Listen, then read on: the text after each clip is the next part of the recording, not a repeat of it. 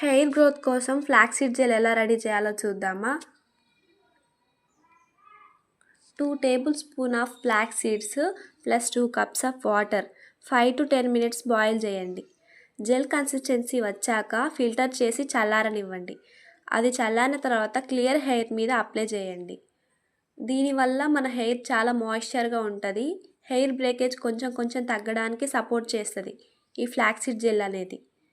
And ఇంకా ఫ్రిజ్జీనెస్ని తగ్గించడానికి help చేస్తుంది. కాల్స్ని హోల్డ్ చేస్తుంది ఫ్లాక్సీడ్ జెల్.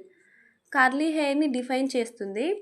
మీ కర్లీ హెయిర్కి ఇది చాలా బాగా సూట్ అవ్వచ్చు. హెయిర్ని స్టిక్కీగా కాకుండా కర్ల్స్ని న్యాచురల్గా హోల్డ్ చేస్తుంది. గుర్తుంచుకోండి, ఫ్లాక్సీడ్ జెల్ హెయిర్ గ్రోత్ని డైరెక్ట్గా పెంచిద్దని బలమైన సైంటిఫిక్ రీజన్ అయితే ఏం లేదు. కానీ హెయిర్ని మాయిశ్చర్ చేయడంలో, ఫ్రిజ్జీనెస్ తగ్గించడంలో, కర్ల్స్ని మెయింటైన్ చేయడంలో మాత్రం చాలామందికి యూజ్ అవుతుంది ఫ్లాక్సీడ్ జెల్.